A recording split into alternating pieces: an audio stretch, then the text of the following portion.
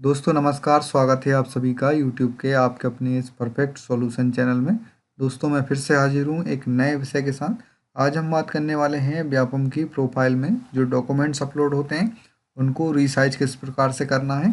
क्योंकि आप लोगों ने देखा होगा जब आप प्रोफाइल बनाते हैं उस समय जब डॉक्यूमेंट्स अपलोड करते हैं तो वहाँ पर डॉक्यूमेंट्स जो है अपलोड नहीं होते, क्योंकि साइज़ या जो है विड्थ हाइट का वहाँ पर इशू आता है। आपको किस प्रकार से जो है इमेज को सेट करना है कि जो है एरर आपको नहीं आए और डॉक्यूमेंट्स इजीली अपलोड हो जाएं। इस वीडियो में हम इसी बारे में चर्चा करेंगे। और यदि आप एमपी ऑनलाइन संचालक हैं या सीएससी वीएलई हैं तो ये वीडियो आपके लिए काफ़ी इन्फॉर्मेटिव होने वाला है, क्योंकि आपके पास तो बहुत सारे कस्टमर्स जो है प्रोफाइल बनवाने के लिए आते हैं, उसमें जो है काफ़ी सारे लोगों को दिक्कत का सामना करना पड़ता है। आप जो है इस वीडियो के माध्यम से सीख सकते हैं किस प्रकार कुछ ही मिनट में जो है आप डॉक्यूमेंट को रिसाइज कर सकते हैं। तो चलिए दोस्तों शुरू करते हैं। और हाँ, यदि आप लोग हमारे चैनल पर नए हैं तो प्लीज़ इस चैनल को अभी सब्सक्राइब कर लीजिए और बेल के आइकन को भी दबाना ना भूलें, जिससे कि नेक्स्ट वीडियो का नोटिफिकेशन जो है आपको सबसे पहले मिलता रहे।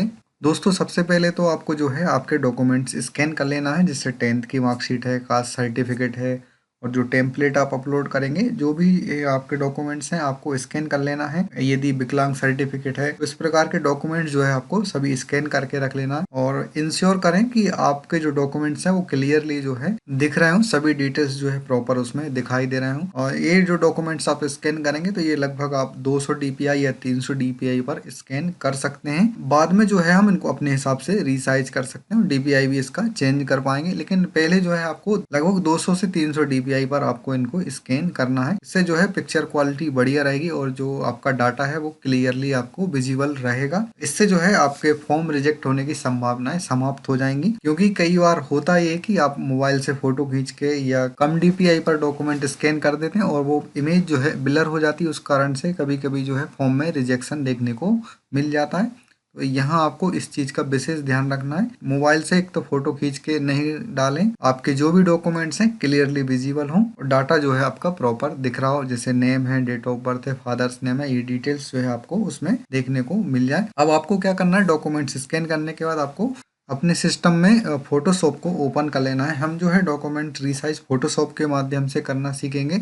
इसमें जो है इजीली और बहुत जल्दी जो है आपके डॉक्यूमेंट रिसाइज हो जाते हैं। काफ़ी सारे लोग जो है वेबसाइट के माध्यम से या अदर सॉफ्टवेयर के माध्यम से रिसाइज करते हैं, जो जिसको सुइटेबल लगता है वो उसके माध्यम से कर सकता है। मैं जो है यहाँ फोटोशॉप के माध्यम से आपको डॉक्यूमेंट को रिसाइज करना सिखाऊंगा। सबसे पहले आपको अपने फोटोशॉप में डॉक्यूमेंट्स ओपन कर लेना है। डॉक्यूमेंट्स ओपन करने के बाद आपको क्या करना है, यहाँ आपको इमेज का ऑप्शन देखने को मिलेगा। इमेज के ऑप्शन में आपको इमेज साइज का एक ऑप्शन दिखेगा, इस पर आपको क्लिक करना है। तो यहाँ जो है आपको सबसे पहले तो यहाँ आपको रेजुलेशन चेंज करना है। यहाँ आपने जिस भी DPI पे स्कैन किया है वो आपको यहाँ देखने को मिलेगा।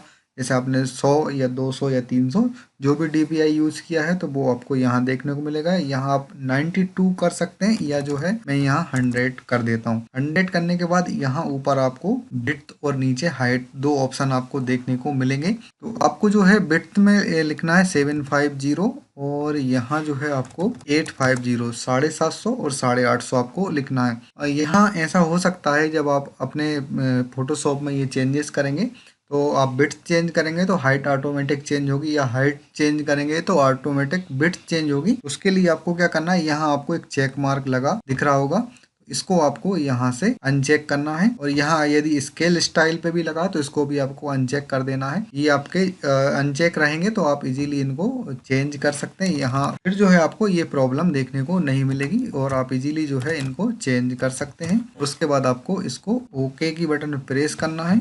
अब जो है आपको इस फाइल को सेव करना है। आपने जो भी चेंजेस किए हैं उसके बाद आपको उसको सेव कर देना है। जब आप इसको सेव करेंगे तो यहाँ आपको एक विशेष बात का ध्यान रखना है कि यहाँ जो है क्वालिटी के लिए पूछा जाएगा, तो यहाँ आपको 3 पे इसको ले जाना है। यहाँ आपको 3 टाइप कर देना है, 3 पर ही आपको इसको सेव करना है। यदि आप 100 या 92 DPI पर कर रहे हैं तो आपको यहाँ 3 से ज़्यादा नहीं ले जाना है, क्योंकि अगर 3 से ज़्यादा ले जाएंगे तो वहाँ पर जो है पिक्चर की साइज जो है इंक्रीज हो जाएगी और फिर वो अपलोड नहीं होगी। तो यहाँ आपको विशेष ध्यान रखना है, यहाँ 3 पर ही सेट करें। और यदि 3 पर भी थोड़ा सा ज़्यादा हो रहा तो आप नीचे 2 और 1 पर भी सेट कर सकते हैं और आपकी इमेज को आपको देख लेना है प्रॉपर जो है डिटेल्स दिख रही हैं या नहीं दिख रही। 3 पर जो है मैं हमेशा यूज करता हूँ और डिटेल्स काफ़ी अच्छी दिखती हैं और अपलोड हो जाती हैं और रिजेक्शन का भी कोई चांसेस उसमें नहीं आता है।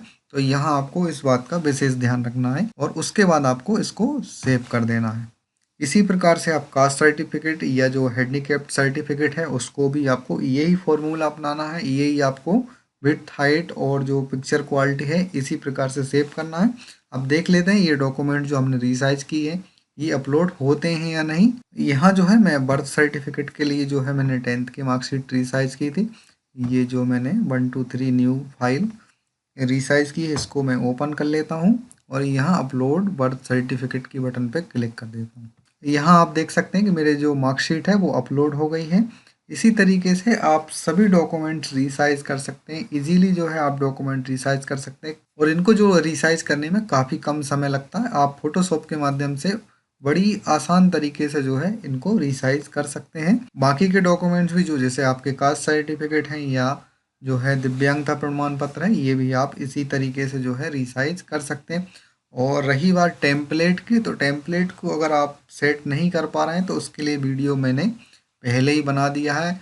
उसकी लिंक जो है वीडियो के डिस्क्रिप्शन बॉक्स में ही मिल जाएगी और जब वीडियो ख़त्म होगा तो वहाँ पर भी आपको देखने को मिल जाएगा किस तरीके से जो है टेम्पलेट की सेटिंग करके आप इजीली जो है प्रोफाइल बना सकते हैं। और इसी प्रकार के वीडियो देखने के लिए आपको चैनल को सब्सक्राइब कर लेना है जिससे कि नेक्स्ट वीडियो का नोटिफिकेशन जो आपको सबसे पहले मिल जाए।